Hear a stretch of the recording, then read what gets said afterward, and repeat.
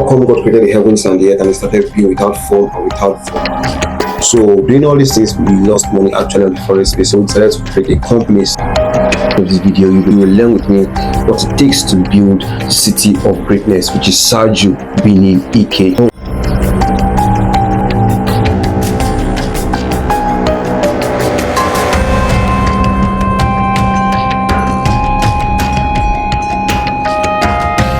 One of the opportunities that I really had in my life early on was that I was a lover of books. I loved reading various books, read various books on politics, various books on business, various books in corporate world, various books in trading and things like that. One of the things that really caught my attention was that to live a really successful life, you want to be in control of your life. And at that time, back then, thinking about all these things, I always thought one of the foremost ways that you can be in control of your life is to own a business. Like when you have a job, because of the way I interacted with my family, with my parents, I was able to see how they were not so much in control of their lives. Somebody had to dictate most of their lives and say, you have to do this, you have to do this, and they didn't have free time or free energy or free space to do what it was that they wanted to do. So I just decided in my heart that okay, I needed to get into business space, I needed to get into the business world. And something that's always been taught by Robert Kiyosaki is the fact that he always talks about the 4 quadrants. I discovered that very early on, talking about the 4 quadrants. And in the 4 quadrants, you see Kiyosaki talks about the business owner, the employee, the business owner, the employee, the self-employed, the business owner, and the investors. He talks about these people very distinctly, and I decided that it was best for me to go directly into the business space, which at this time means a lot of things needed to be known about. But at that time, it just felt like I could easily go onto this space to becoming a business owner directly from having nothing and things like that, which is very possible. But it is that you need to play so many roles from the beginning of which means that you need to understand so many concepts, because business has lots of risk. So you don't just jump into businesses just like that. You need to pass through different phases of learning and things like that. So I needed to start a business. I didn't want to just survive. I didn't want salary survivor.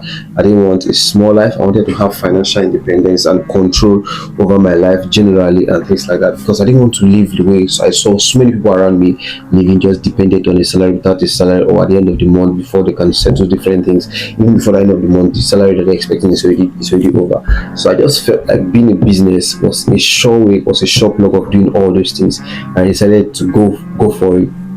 And then I always thought about what is the safest part that you can use to get into business, because of course you started without money. There's no money to even start any business. You have nothing to say you want to start a business, so you have to be patient. You have to be patient. You have to think about what are the ways that I can even raise money to start a business. And and one thing that was quite important for me to think about was how can I get money to start a business, because business, you need to have human capital, financial capital, very important. If you don't have those things, then of course there's no way that you can make it. So I knew that I wanted to get financial freedom. I knew I wanted to get financial income. I knew I wanted to get multiple streams of income. I knew I wanted to get a safe path to making a comfortable life for myself, where I have control about whatever it is that it is important to do at every point in time, where we can invest money and different things like that. That was quite very important for me.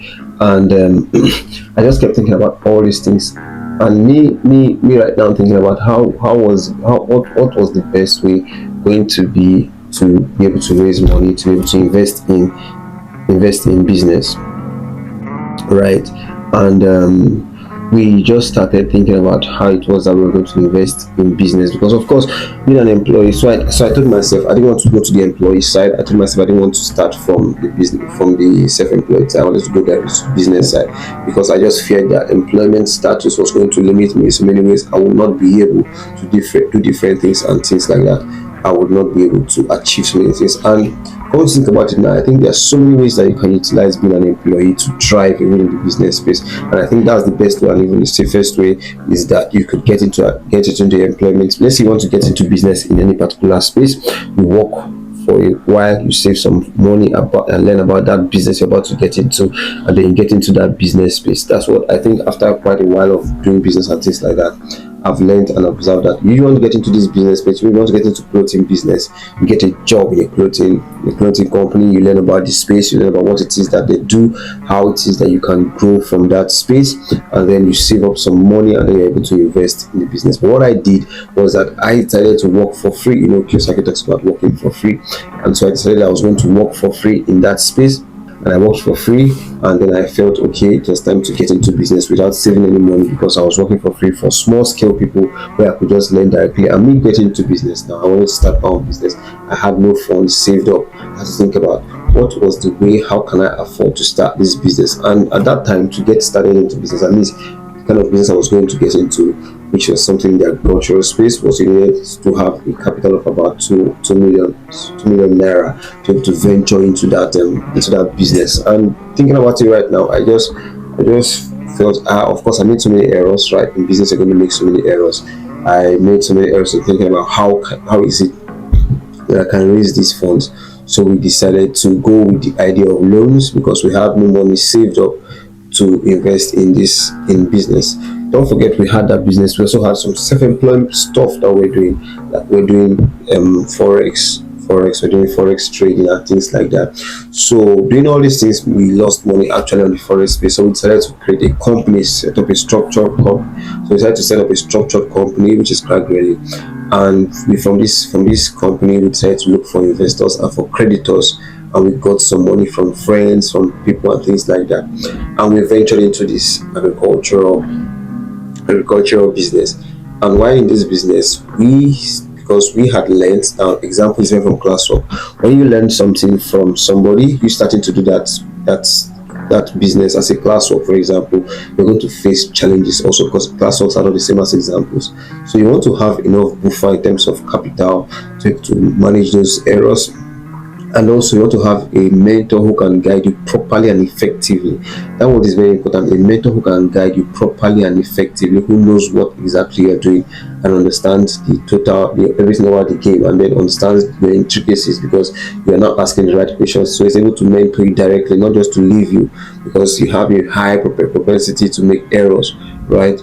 So we ventured into business and started making our own fair share of errors. Of course, we made errors in terms of the kind of people we should employ. We employed the wrong set of people. They didn't deliver the jobs to us in time. That was a very big flaw. We employed the wrong people and we kept them for a long time, because we didn't want to get step on too many people's toes. And there were so many intricacies we didn't understand about the business. So I feel like understanding the business model is very, very important. So that's another thing that caused the fall. Yeah, we decided that we don't want to go to the employment space, and even when we went to the employment space, we didn't have any money saved up. So you want to get into this business, you must make sure that you get a job in line with that business, and then you save some money that will be able to allow you to venture directly into that business space, and then venture into that business space. But we didn't save money. I didn't have any money saved up. So we worked for free. We have any money saved up. We were only taking care of our feeding and things like that. So when it was time to get started in business, we had no money saved up. So we had to get money from loans, from families, from friends, as a company. And when we invested this money in the company, we started making errors. Made errors of who we hired. That was a big error. We also made errors because we didn't understand the whole train of thought, the flow of value should I say the value chain in the whole process of distribution. And there were so many places where we were supposed to settle. We were just surprised by so many settlement fees and things like that, just because we were not aware of these settlement fees. So it affected us. We started paying too much expenses. Our expenses were now more. We're very, our expenses were rising in terms of percentage in relation to income, to the capital that we had. So the expenses were becoming too much, and this affected us big time, because we're not now getting a very good profit margin. We're not getting good profit margin. It says that the revenue gotten from from the goods sold was not the right, was not adequate, was not efficient, was not optimal. So in that sense, we lost money. Then fast forward, we had another error where we trusted somebody too much in business. There was no buffer, and then we were supposed to buy goods from the person, and then he made us we didn't load the goods in the proper proportion. We went there and then it was already taken off. So we had betrayals. We lost lots of money based on that error from our competitor. and because we trusted him to sell his goods to us, there was no proper agreement. Initially, there was no proper agreement, and then we lost lots of money. Then we also decided that, okay, since we've started seeing some traction in our business in terms of profit and revenue and profit, we decided to expand. And the season was, the goods we were buying in that area, the raw materials were already getting dried up, so we decided to expand. And in expanding, we let go too quickly, and we let our workers do most of the work. And in trying to expand, we expanded to location. We checked the location, it was okay, but we didn't put in consideration the fact of the seasonal issues and things like that. We didn't put into consideration seasonal challenges and things like that. So we ventured into that space. We checked, we investigated, or should I say, we analyzed the location in the dry season. Meanwhile, rain met us when we were walking there. The first day we got there, rain started falling, and that was a very different terrain entirely. So you need to understand the whole cycle process of whatever place you're investing in. What happens during this side? What happens during this time? When is the dry season? When is there no much income? When is there no revenue? That's why you need to have for if it's, for example, a business, you need to have a chart, and you need to see. You need to have data. You need to have data so I can gather information. What happens at this time of the year? What happens at this time of the year? You need to have all those things in place, or you ask questions, right? So we didn't ask questions. We trusted the buyer again, the seller again, which was another mistake that we did. We didn't ask questions from the locals, and we went there. We invested lots of money in that place, and that was another flop.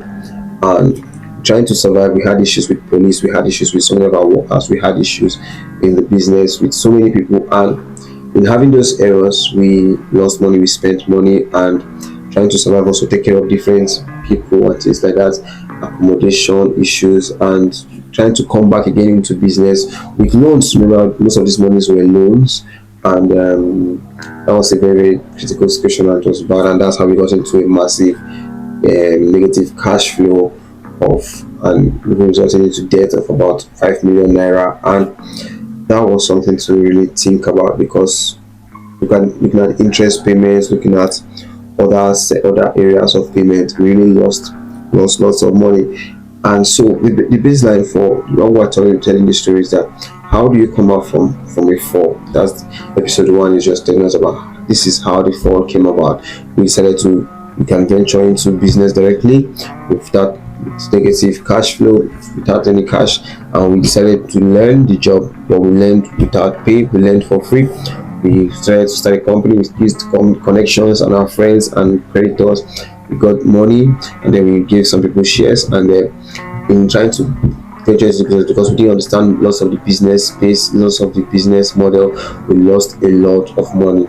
And we lost money from forex that we're doing, we lost money from the business itself that we were doing, and this cost us lots of things. So the main question right now is that, the business, will it crash? Or did it crash? For now, the business is on hold, and that's where Saaju Birni Ike is coming about. Talking about, how can you build the city of greatness? How do we rise from a fall? What are the things that a business owner would do to come out from a business failure? What are the things that a business owner should do to survive? Because as it stands like this right now, we have no job. The business is negative cash flow. He has to let go of lots of his workers, has to let go of lots of his space and things like that. He was not prepared enough. So this is my story of how I'm rising. These are the things that I'm thinking about. This is like a diary where I think about, what are the things that I need to do, what are the things that I need to do to survive, to get back in business, to get back on the fast track. Should I get a job? Should I get a self-employed process? What are the things that I need to learn in this series? You're going to be learning about the things that I consider important, from the things that I've learned so far, and how I'm trying to build a successful business or successful businesses from my failures. This is Saaju Birni Ike, and it's a story about how we build the city of greatness. And this is me documenting my story from now. And I want you to follow me every day. Most times every day I drop a video about what it is I'm doing currently, what I'm thinking about, and everything is on this playlist of Saaju Birni Ike. Make sure you follow this channel, make sure you subscribe to this channel, and make sure you leave a comment and like this video, because daily we drop comment about what we are thinking about, how we're trying to build a successful business, and what you should be thinking about, the different intricacies about building successful business. I have not built a successful business, but this is what I'm learning about. Anything I learn about something, I come and I share about it, and then this is what this channel is about. Don't forget to subscribe, and I wish you success.